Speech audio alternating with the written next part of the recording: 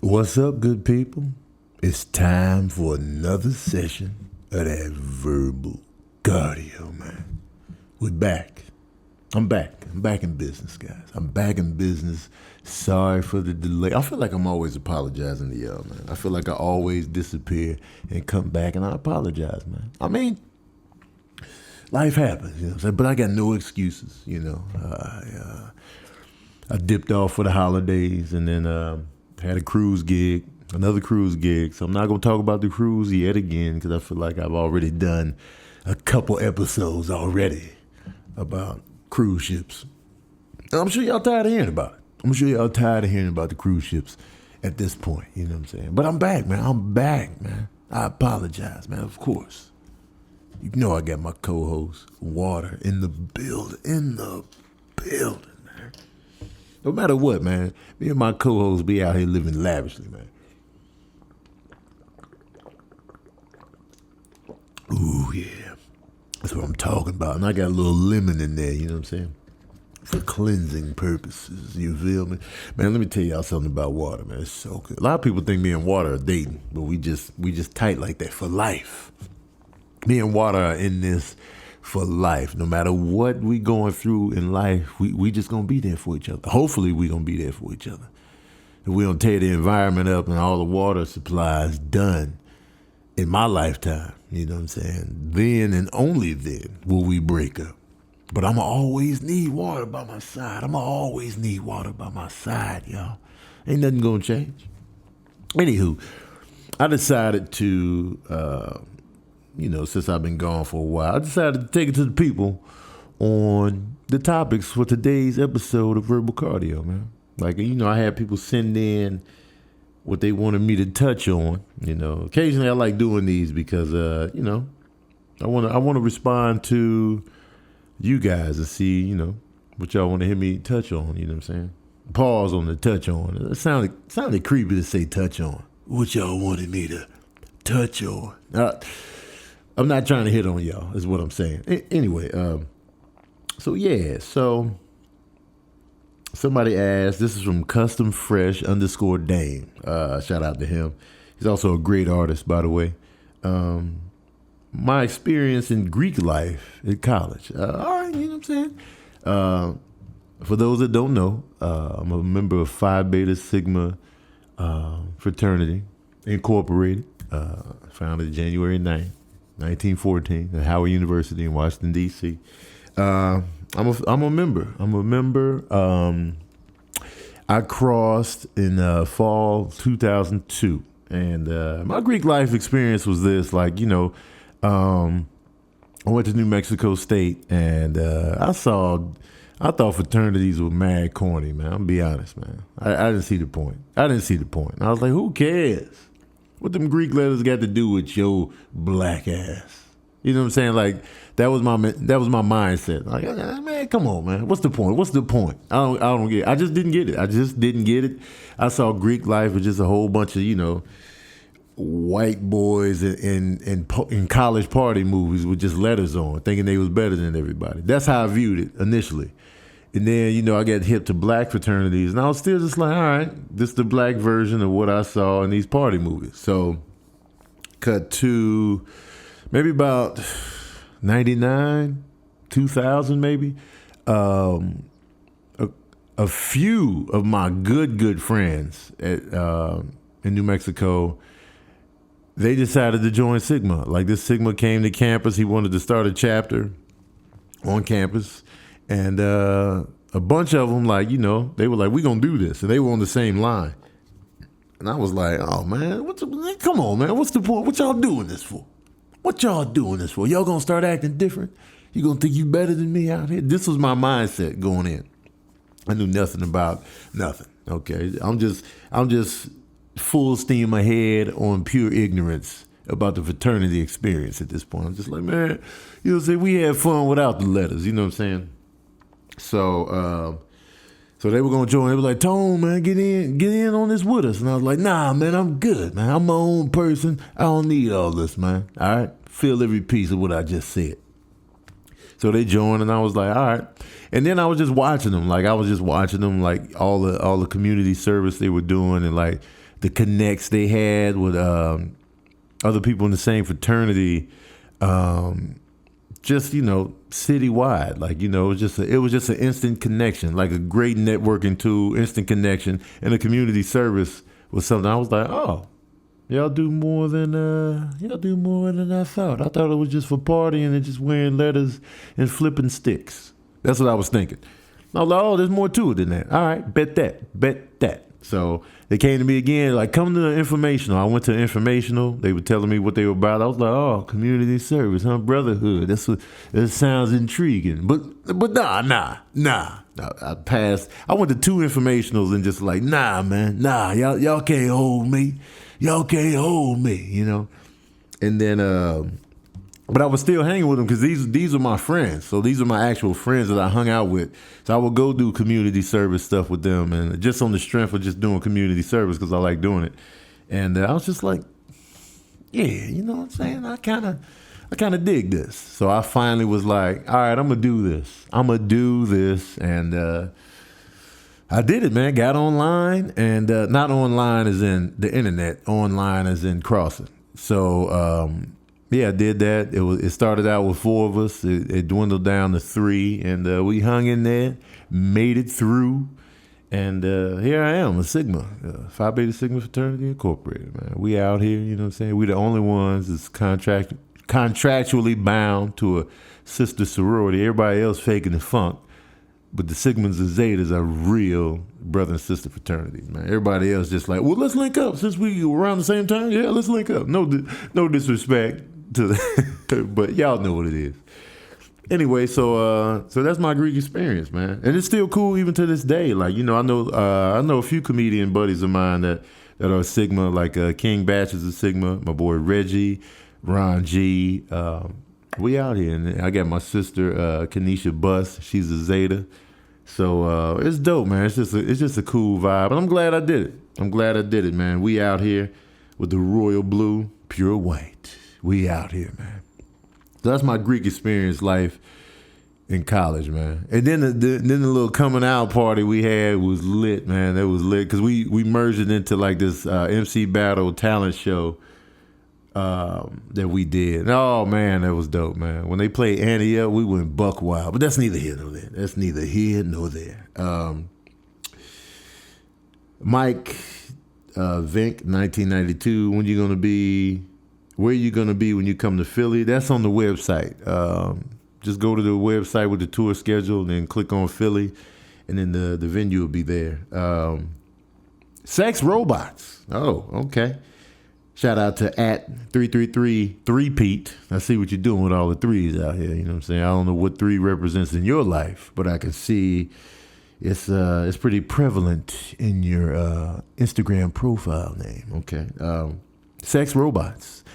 Well, I don't know. I don't know how I feel about this, man. I'm already finicky with sex anyway. Like, not finicky in terms of like, I'm a prude or whatever. I only been with like 2 girls, but like, I pass up on way more sex than I could have taken advantage on, just from me being like kind of finicky and stuff like that. But still not finicky enough. Like, my number is high, but it could be way higher. But sex robots, man. I'm like, how is this working? How are you lubricating this robot, man? Are we? Because lubrication is key with machinery, man. And I'm not just talking sexually. Like, your car has to be lubricated. You know what I'm saying? The lawnmower, like, you need the lubrication for everything to work smoothly, man. Like, you got WD-40 in this sex robot, like. Because I don't know what the sex robot can do. Like, is it giving oral? So you need to. For the oral, man, that mouth has to be lubricated somehow. Like, when you get oral in real life, the saliva is the lubrication out here. You know what I'm saying? Think about that, man. So I'm like, what's lubricating this robot?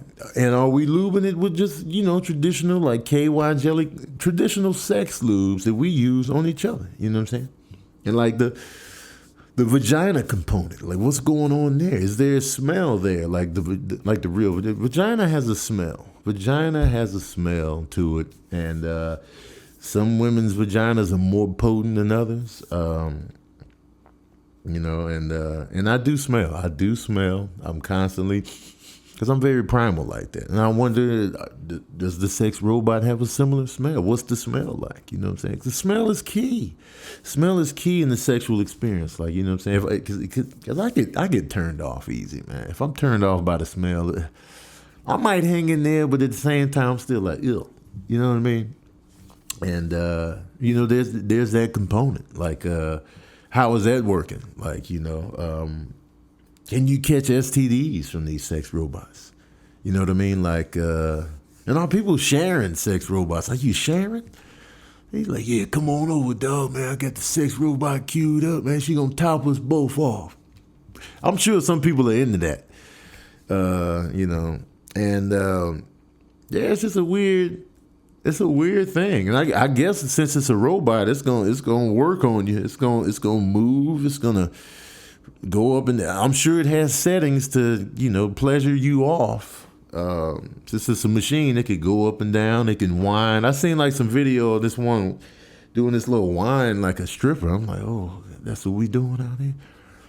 And I'm just curious to know, like, what's the point? Are you getting the sex robots for lack of, you can't hook up with real women, or are you just fed up with real women? Are you just like, I don't need the headache of a real woman or real relationships? Or are you just like, I'm going to just do the sex robots? Because with sex comes complications. Complications as far as health, complications as far as like, energy, just on the communication tip. Like, you know what I'm saying? A lot of times, and more times than not, you can't just have sex with somebody and just call it that.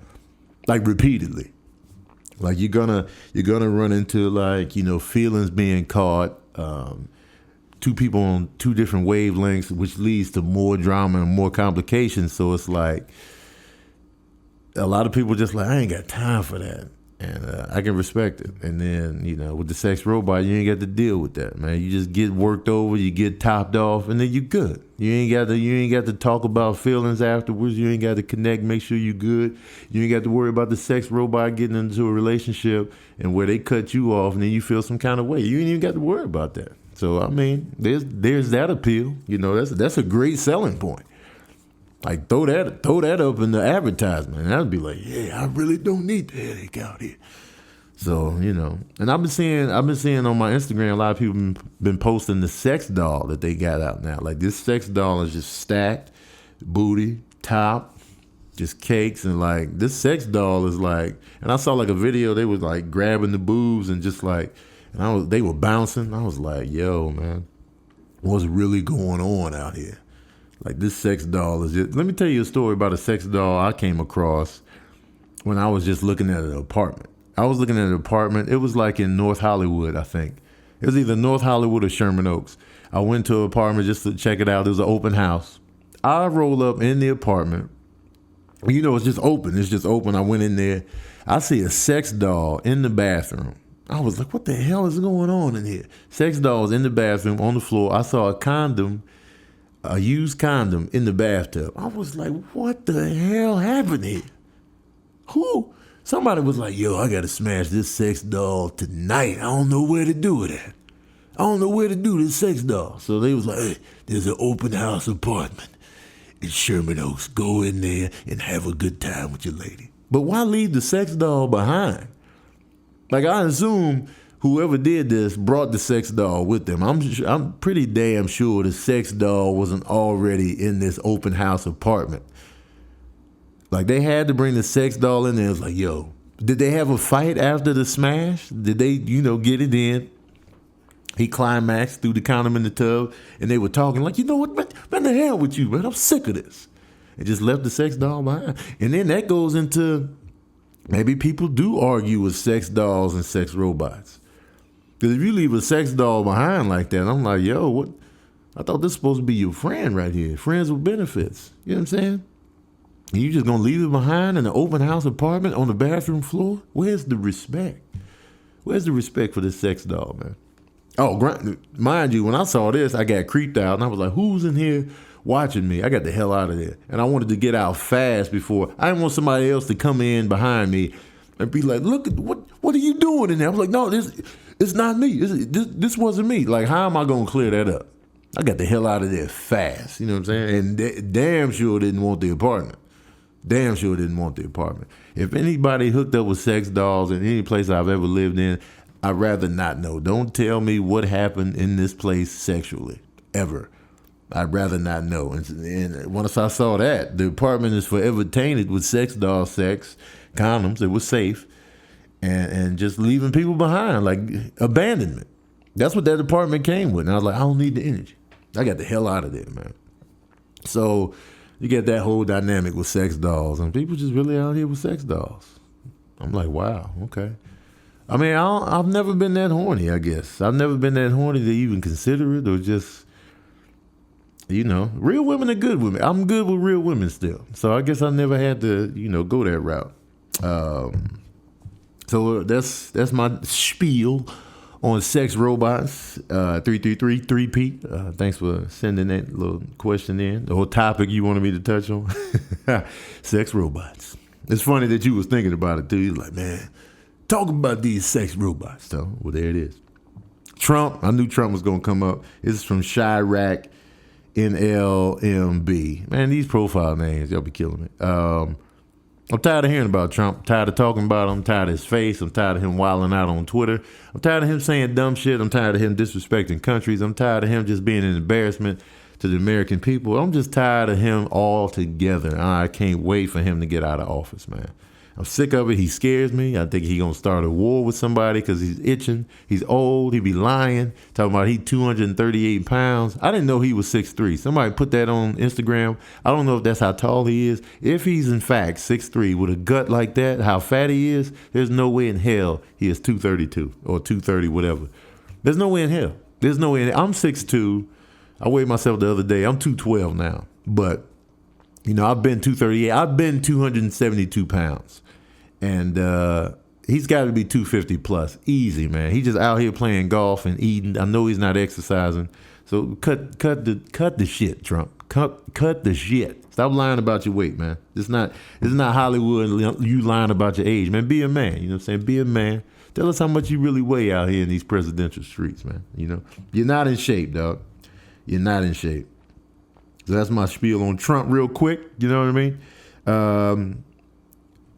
Broderick Bland, at Broderick Bland, asked me my plans for 2018.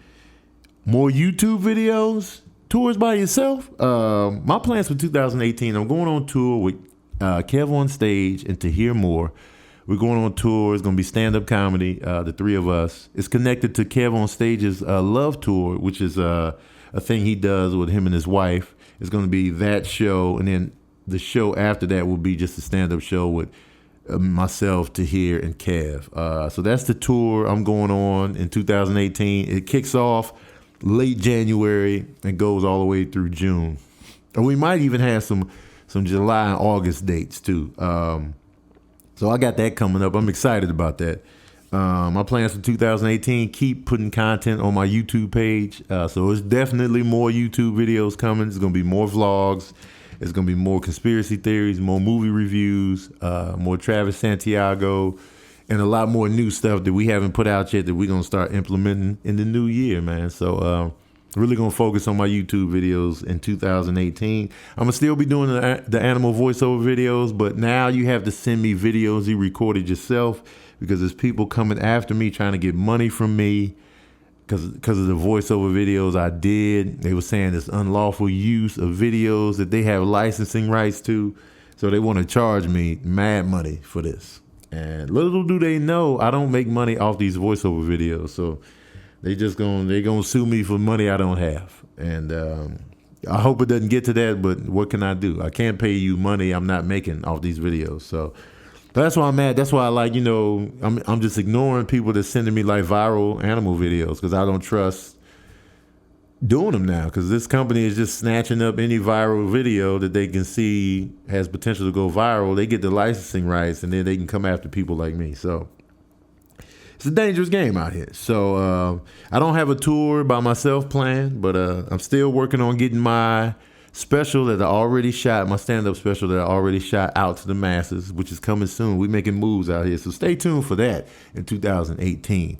And So those are my plans for 2018, man. Just expand the fan base, expand the YouTube subscriber growth, and keep the content pumping. You know what I'm saying? That's my plans for 2018, and hopefully stay healthy, stay a good person, stay in the right frame of mind. These are all my plans for 2018, man. Lavish New Year's resolutions. I didn't make any New Year's resolutions this year, man. I just want to be a good person. I want to be healthy. I want to be mindful. I want to put out good energy, and just keep working. Just keep working, staying focused. And it was just a loose like New Year's resolution. Like that's the goal for the new year. Just keep working, work harder than I did the year before. That's the New Year's resolution. And that was asked by at Mr. JJD. Shout out to you. Mr. JJD also says snow weather shutting down cities that don't normally get snow and how they act. Oh, so it's people out here, they're getting real snow out here in Atlanta, Houston. I think Florida's getting snow, and they're not used to it. They're not used to it, and so they're reacting pretty much how they should. I mean, sometimes they overreacting. I'll be like, man and woman up. People in the Midwest and the North been going through this their whole lives. But I can see how it's a shock to the system. You got to get used to it. And people really hate cold. People really can't handle cold, especially my people. They can't handle cold. And so I get the reaction. I'll be like, all right, just chill out, relax, calm down. You know what I'm saying? It's just cold. It's just cold. It's just snow. It's just cold. And they react like, it's like, oh my God, and like when I went to upstate New York, I had a show New Year's Eve, and I went out there, and it was freezing. It was Blizzard City out there. Like it was coming down. The snow was real. I ain't been in this type of snow in years, like, since Chicago. And that snow was like, oh, like I had to respond to it, like, and it was fun to respond. It wasn't like I was whining or I couldn't handle it. It was just like, woo, oh, nipples was on hard, like penis on shrink, and it was like super cold. But I liked it though. I liked it, and like I stayed in the hotel for an entire day one day because of the snow. I was like, I ain't going out there now. But it was cool. I got some rest. I got a chance to reflect and open up and deal with stuff. And, it made me kind of meditate. I didn't meditate in a traditional sense, but it made me just stay in that hotel room. I was communicating with my girlfriend. And I was just really opening up to her about life and what I've been through in my life and like my past and the snow in really made me be able to do that and just reflect and like take everything in and listen and, expose myself. And it was dope. It was a dope day. And, just have a snowball fight. If you in these areas that don't usually get snow, make the most of it. Have a good time. Go out there, have a snowball fight, make snowball angels, you know what I'm saying? Stay in the house, build as a family. Like, have some game nights, toast up the house real nice, some hot chocolate, man. You can have fun in these snow days, man. Just, get the family together, go get your boo, whatever, man. Like, or if you ain't got nobody, just chill, you know what I'm saying? If you got a fireplace, turn that on, turn the heat on, watch Netflix, catch up. Like, if you snowed out, if it's unsafe to drive, hopefully you got food in the fridge and cupboards, you can home cook a meal. Like, make the most of these snowed in situations, man. Because I love it. I love the feeling. I love the coziness of having a warm place to stay. It's freezing outside. It's snow everywhere. You got a warm place to stay, and like, it's pretty dope in my eyes. And just make the most of it, man. Have fun. Build with your loved ones, man. Say y'all will be all right. Man and woman up out there, man. At Jose Reyes 326. Shout out to you. Asking me about traveling as a parent / comedian. Good question, man. Like for me, everybody knows I'm a father. I got 2 sons. They're older now. Like, my oldest son just turned 18 and my youngest is 16. So they're older now, more independence. But still, traveling gets to me on that front because I'll be missing my kids, and I feel like, I'm just missing out on, my parental duties and because I'll be going for I was on the cruise for 7 days. I was gone for 8 days straight. Sometimes I've been overseas. I've been going for like 14 days at a time, and like I miss the kids, and I feel like, yo, man, I'm just, and I feel like I'm putting all the weight on my ex-wife, to hold the kids down while I'm out of town, and I'll be feeling bad. Like it gets, I'll be thinking, I'll be in my head like, yeah, everything okay, and it's tougher. It's tougher too, like when the kids are younger. Like it's really tough then because that's when your kids really want you around. They really need you. Not to say that my kids don't want me around, but like they're older now, so they're more independent. They hang with their friends. Like they cool with just playing video games. Like parents kind of just fall into the background a little bit. They still need us and they still like our company, but it's more of a they hit us up when they need some type vibe more so than just where's dad? You know what I'm saying? It's not that type of setup anymore, because they're older now. So now it turns out, hey, Dad, when you get back, can you buy me this? That's what it turns into pretty much now, because they're just independent. Like, they need rides and stuff. That's what they need from me. Yo, can you take us over here? Can I use the car? Now it's can I use the car? And so there's that dynamic. And now when I travel, I just leave my car with my son. And so I'm sure he likes it even more when I travel because, oh, you going out of town, Dad? All right. So now he got a vehicle. Now he got even more independence as a young man. So that's the dynamic I'm in now. It's traveling as a father. Like I'll be out of town. Like the kids be like, let me hold the car down while you going, Dad. And, I'll be like, man, y'all don't love me. Y'all don't love me, man. Y'all just using me for the car and the money, man. But it makes it easier for me to travel for work because I know they're okay. I know they're okay. I know they're okay anyway. My ex-wife is great. But it's just, you miss your kids when you're gone. Like, I enjoy my kids and I enjoy being a father. So, I'll be missing them and they just be cool, laid back about it. But I will admit when they were younger, it was tougher because they just wanted you around. And that's the tough part about traveling. And that's why I'm skeptical about having another kid, like, because I feel like I'm focused on this career, and as my notoriety rises, I'll be on the road more and more. So it's like if I have another baby, I feel really bad if I'm on the road a lot, especially for like a new baby, like toddlers and like growing up as little kids. Like you want to be there, like so they know you, so they and that's the thing. Like I started doing stand-up comedy when I was 31. I was already a dad. At that time, my kids were like 10 and 8, maybe, you know what I'm saying? So they already knew me. I was still married at the time. So it was like, we had a dope connection, dope relationship. We were close. So, I felt established as a father, you know what I'm saying? So, but as they get older, it gets easier. And the timing is right for me. Like, I'm getting more gigs on the road. And the timing works out because they're older now. So, I can feel better about doing more traveling on the road. So I hope that answered that question. You know what I mean? Like, and it's just funny having sons, man. You feel like they don't need you. They need stuff from you. But I'm talking about being emotionally, I can't even talk right now. Emotionally. Why can't I say emotionally right now? Am I getting old? I'm losing speech. I'm gonna start slurring emotionally, like, do they need me? Do they need me out here in these parental streets? Like, and with sons, man, they just need less emotionally, like, from the parents. I'm like, like, do they check on me? Just, hey, Dad, how's it going? Like, no, they don't. They don't check on me. So I'm like, man, that's how my son's gonna be, huh? So yes, I've been wanting a daughter just so I can be held down when I'm old. And I might get a daughter just so I can have somebody to hold me down when I'm old. You know what I mean? And so I don't know, man. Listen, I ain't got it all figured out.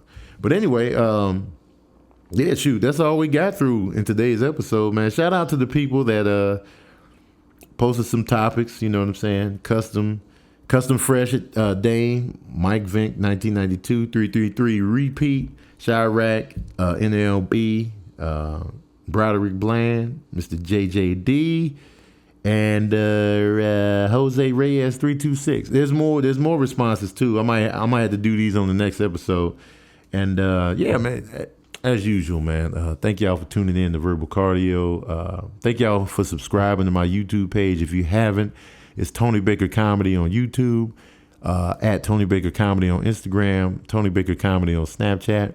It was at Tony Baker Comedy on Facebook. I'm still locked out of my Facebook, so I still haven't been able to get in my page. Hopefully some resolution comes from that. There's still no word from Facebook on how long my page is going to be disabled. So I don't know. I don't know what to do. But listen, man, I appreciate you guys for listening. I appreciate you guys for staying on me about Verbal Cardio. Super appreciate that, because that means you care about the show. And please keep tuning in, spread the word, share this with your peeps. And thank y'all for tuning in to another session of that Verbal Cardio.